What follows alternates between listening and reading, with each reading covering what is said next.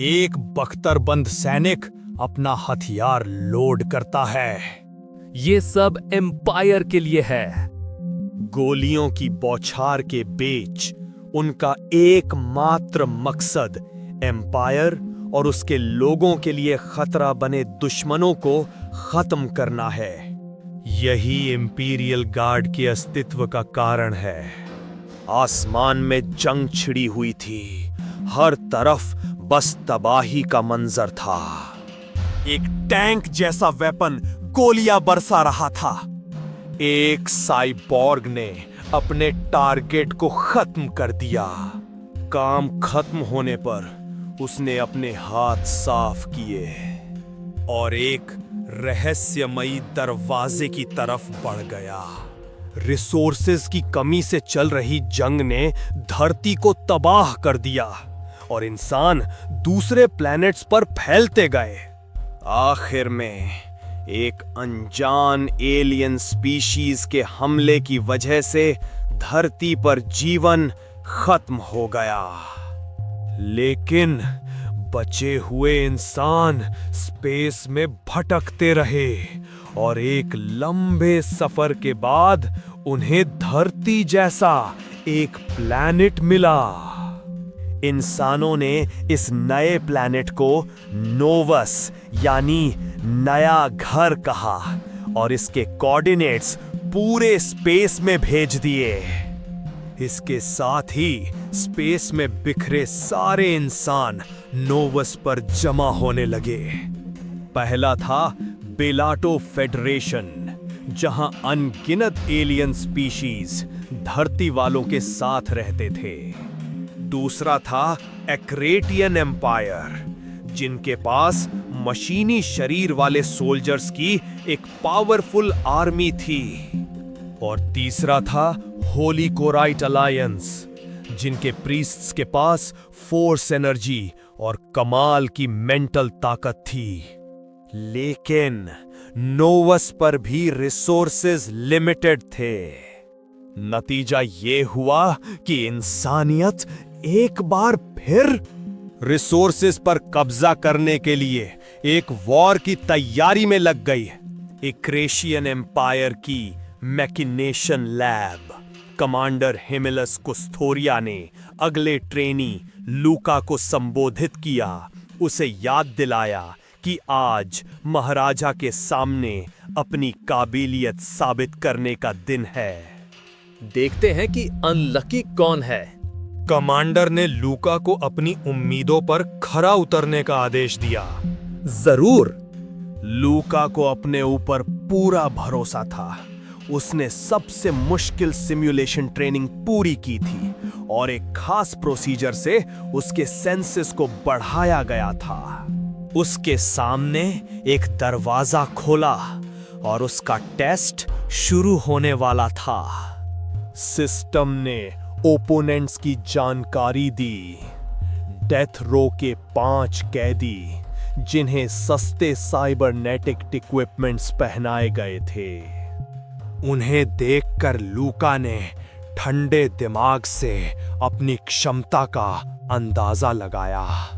इसमें सिर्फ 10 सेकंड लगेंगे। सारे कैदी एक साथ उस पर हमला करने के लिए दौड़े, लेकिन लूका बिजली की तेजी से उनके बीच से निकल गया। एक कैदी हैरान रह गया, इससे पहले कि उसका सिर धड़ से अलग होकर हवा में उछल जाए। बचे हुए कैदियों के चेहरे पर खौफ और हैरानी साफ झलक रही थी।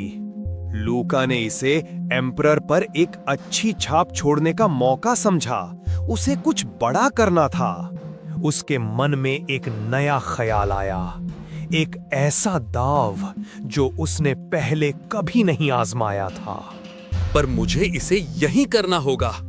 उसी पल एक कैदी की बंदूक से एक गोली निकली। मुझे अपने सेंसेस को मैक्सिमम तक ले जाना होगा। उसी वक्त कई गोलियां उसकी तरफ दागी जाती हैं, लेकिन लूका अविश्वसनीय गति से उन सब के अपने तलवार से रोक देता है। धुआं छटने पर वो बिना एक भी खरोच के खड़ा था। सांसें फूलने के बावजूद लूका के चेहरे पर कामयाबी की चमक थी। उसे एहसास हुआ कि उसने अपनी सीमाएं पार कर ली हैं। मैंने कर दिखाया। उसके मन में ख्याल आया कि इस प्रदर्शन से उसकी वैल्यू जरूर बढ़ेगी। जैसे ही वो जाने लगा, इंस्ट्रक्टर ने उसे रोका। उसने लूका से एक ऐसी एडवांस तकनीक के बारे में पूछा जो अभी तक सिखाई भी नहीं गई थी। मैंने तो बस मुझसे पहले वाले लड़के को कॉपी किया।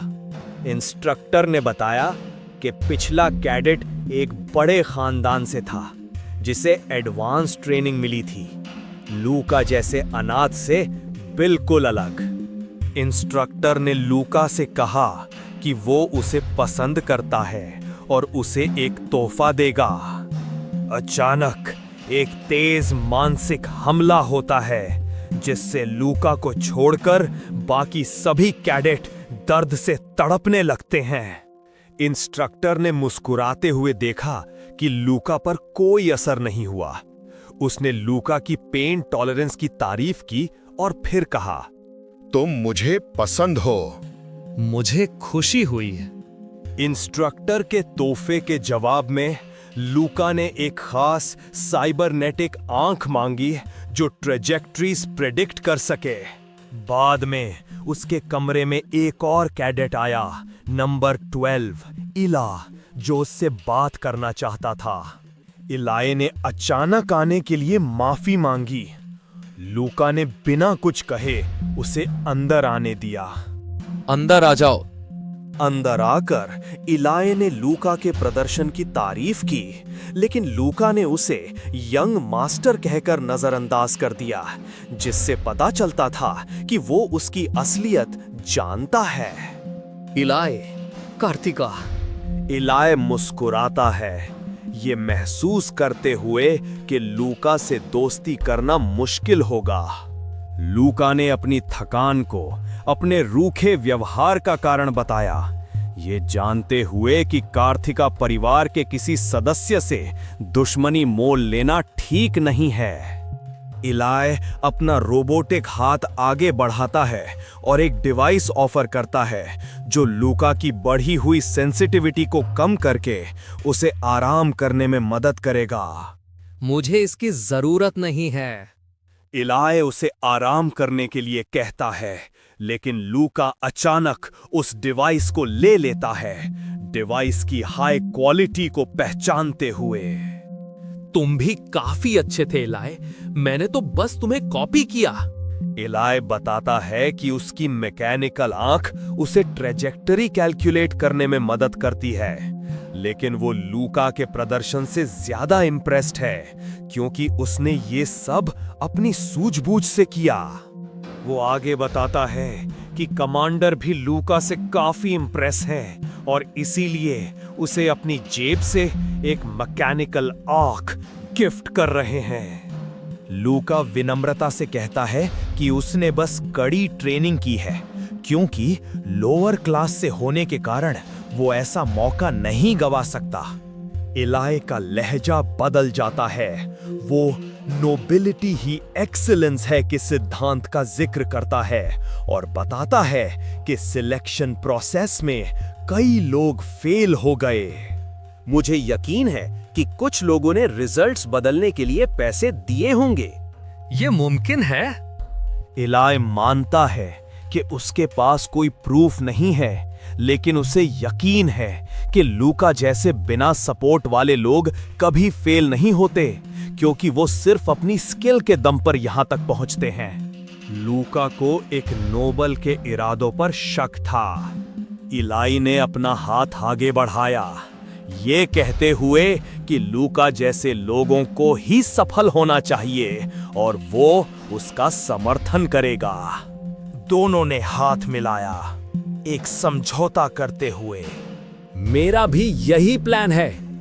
अचानक लूका की आंखें लाल हो गईं, जो उसके असली खतरनाक इरादे को दर्शाती हैं। ये सब एम्पायर के लिए। ये कहानी है एक लड़के की जिसे एक मिलिट्री वेपन की तरह पाला गया। एक अत्याचारी एम्पायर इक्रीटिया में। प्लैनेट नोवस धरती जैसा एक प्लैनेट जहां 3 ताकतें हैं, फ्री बेलाटियन फेडरेशन, एक्रीटियन एम्पायर और होली कोराइट अलायंस। एक पल में वो गन उठाकर अंधाधुंध फायरिंग शुरू कर देता है। हर एक गोली सीधे टारगेट के सिर में लगती है। सारे टारगेट पर परफेक्ट हेडशॉट। मानना पड़ेगा, टॉप स्टूडेंट का लेवल ही अलग है। लूका कोई जवाब नहीं देता। इलाय लूका के पास आता है। वो उसकी नई ट्रांसप्लांट की हुई आंख के बारे में पूछता है और उसकी गन स्किल्स की तारीफ करता है। लूका बेपरवाह होकर जवाब देता है, लेकिन इलाय की खुद की बेहतरीन निशानेबाजी की तरफ इशारा करता है, जहां इलाय के सारे शॉट्स एक ही छेद से गुजरे थे। बातचीत का लहजा बदल जाता है जब इलाय बताता है कि एम्पायर में असली टैलेंट की वैल्यू कम हो रही है और उसकी जगह स्टेटस और पावर ले रहे हैं। एम्पायर को तुम जैसे लोगों की जरूरत है। इलाय का मानना है कि लूका जैसे नेचुरल टैलेंटेड लोग ही लोगों को असली और नकली टैलेंट में फर्क बता सकते हैं। लूका ने गौर किया कि इलाय की बातें एम्पायर के सिस्टम की आलोचना जैसी लग रही हैं। लूका ने उसे चेतावनी दी कि अगर उसने हेडक्वार्टर्स को रिपोर्ट कर दी तो एक कार्थिका होने पर भी वो बच नहीं पाएगा। लेकिन इलाय मुस्कुराया। उसे विश्वास था कि लूका एक अच्छा इंसान है और ऐसा कभी नहीं करेगा। उसने लूका को उसकी चिंता के लिए धन्यवाद दिया। ट्रेनिंग का दूसरा साल, 3rd क्वार्टर। इंस्ट्रक्टर ने घोषणा की कि इस ट्रेनिंग के लिए लूका और इलाय प्लाटून लीडर्स होंगे। उसने किसी भी असहमति को चुनौती दी, लेकिन सभी ट्रेनी चुपचाप अपनी जगह पर बैठे रहे। मिशन को समझाया गया।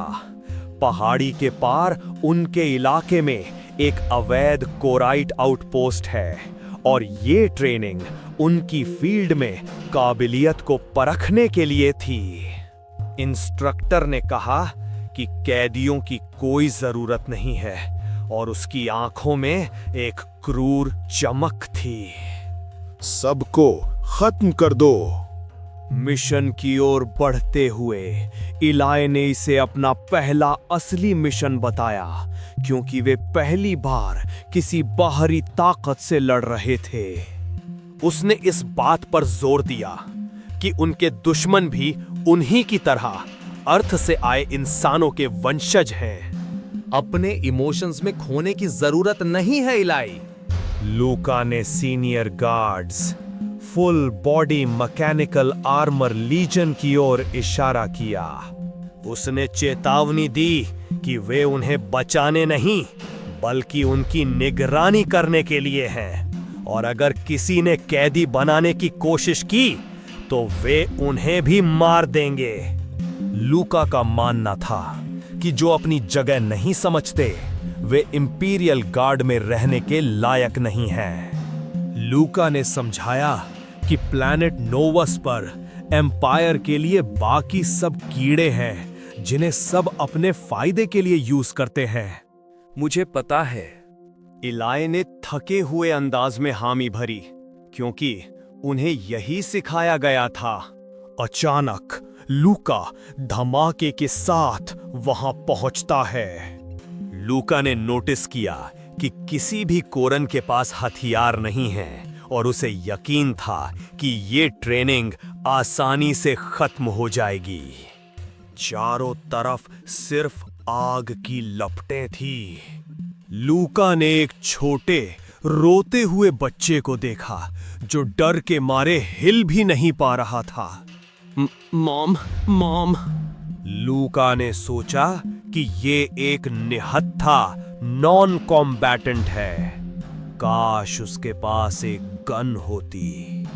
तभी उसके कानों में इंस्ट्रक्टर की कठोर आवाज गूंजी। हमें कैदियों की कोई जरूरत नहीं है, तो सबको मार डालो। लूका ने खुद को याद दिलाया कि वे सिर्फ कीड़े हैं जो एम्पायर की सप्लाईज चूसते हैं। लेकिन जब वो बच्चे के पास पहुंचा तो उसने अपनी तलवार नीचे कर ली और उसके कान में फुसफुसाया।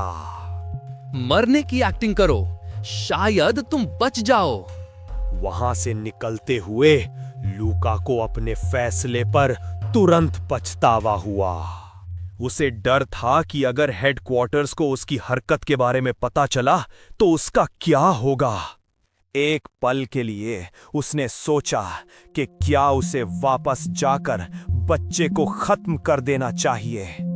अचानक एक जोरदार हमला सीधे उस बच्चे पर जा लगी जो पत्थर के पास बैठा रो रहा था। टावर के ऊपर इले दिखाई देता है जिसने वो हमला किया था। लूका के मन में डर बैठ गया। क्या इला ने उसे बच्चे को बख्शते हुए देख लिया था? उसने खुद को यकीन दिलाया कि इले रिपोर्ट नहीं करेगा, लेकिन उसे उस पर नजर रखनी होगी। अचानक इले के पीछे कुछ नीली रोशनी दिखाई दिए। तभी एक जोरदार धमाका हुआ जहां पर इले खड़ा था, जो उनके सामने खड़े रोब वाले आदमी ने किया था। भाड़ में जाओ तुम एक्रेटियंस! लूका हैरान था। वो आदमी बिना किसी हथियार के इतना बड़ा धमाका कर सकता था। कुछ सोचने से पहले ही ईला बिजली की रफ्तार से उस आदमी की तरफ बढ़ा। इले की नीली ऊर्जा और रोब वाले आदमी की लाल शक्ति हवा में टकराती है। फोर्स, यहाँ एक फोर्स यूजर था। ये कोई बेस नहीं, ये एक सेटलमेंट है। वो चिल्लाता है कि मारे गए लोग सिर्फ अपनी जिंदगी जीने की कोशिश कर रहे थे। ये सच्चाई देखकर दूसरे सैनिकों को शक होता है कि क्या उनके कैप्टन को ये पहले से पता था। घायल इले अपनी लापरवाही के लिए माफी मांगता है। लूका उसे आराम करने के लिए कहता है, ये स्वीकार करते हुए कि ये समस्या उसकी अपनी हिचकिचाहट के कारण हुई थी। टीम को बेस पर कब्जा करने का आदेश देकर लूका अकेले ही फोर्स यूजर का सामना करने के लिए आगे बढ़ता है। कहां जाने की सोच रहे हो बैस्टर्ड्स?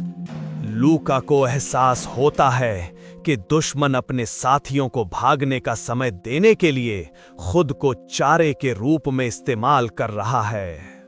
वो शांत रहता है। उसे पता है कि फोर्स का इस्तेमाल करने के लिए हैंड साइन जैसे एक प्रिपरेटरी एक्शन की आवश्यकता होती है। उसे बस स्पेस में एक डिस्टर्बेंस की तलाश है। लूका को एहसास होता है कि वो एक्सप्लोजन्स पर रिएक्ट कर सकता है। फोर्स यूजर दर्द से कराहता है, लूका की तेज मूवमेंट को ट्रैक करने में असमर्थ। लूका ने फैसला किया, लंबी लड़ाई के बजाय वो अपने शरीर पर पड़ने वाले जोर की परवाह किए बिना एक ही हाई स्पीड अटैक करेगा। और तेज। एक चमकदार रोशनी के साथ वो आगे बढ़ता है और अपने दुश्मन पर एक जोरदार वार करने के लिए तैयार। लूका का हमला सीधे निशाने पर लगता है। उसे लगता है कि उसने उसे पकड़ लिया है, लेकिन मरने से ठीक पहले फोर्स यूजर अपनी बची हुई सारी ताकत से पलटवार करता है। जोरदार धमाके से लूका का हेलमेट टूटकर बिखर जाता है, जिससे उसका असली चेहरा सामने आ जाता है। घायल फोर्स यूजर अपनी आखिरी सांसें लेते हुए पहली बार अपने कातिल को देखता है। उसकी आंखें कुछ कहने की कोशिश या समझने की कोशिश करता है। एक जोरदार लड़ाई के बाद लूका अपनी तलवार से फोर्स यूजर को आर पार कर देता है। दुश्मन के जमीन पर गिरते ही लूका बुरी तरह से हांफने लगता है। लड़ाई की थकावट उस पर हावी हो रही है।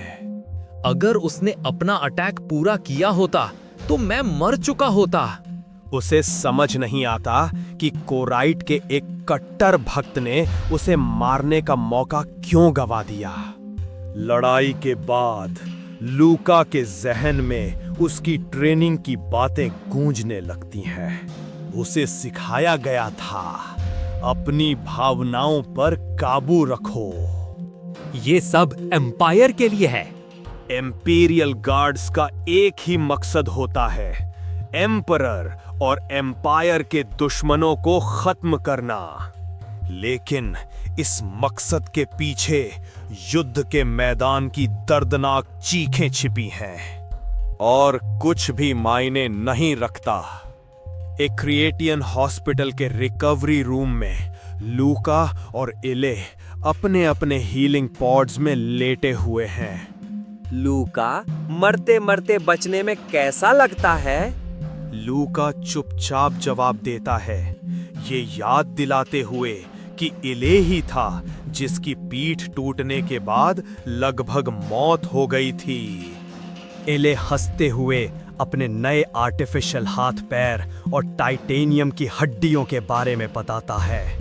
दोनों इस बात पर सहमत हैं कि ये बॉडी रिप्लेसमेंट थोड़ा जल्दी हो गया।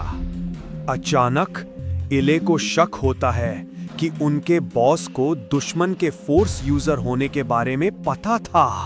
हमें इसके बारे में इसलिए नहीं बताया गया क्योंकि ये एक टेस्ट था। लूका का मानना है कि सीनियर्स ने इसलिए मदद नहीं की क्योंकि वे देखना चाहते थे कि क्या वे इसे संभाल सकते हैं। वैसे भी कोई मारा नहीं गया। लूका को एक अजीब बात महसूस होती है। वो और दूसरा कैडेट डायरेक्ट फोर्स अटैक से बच गए थे।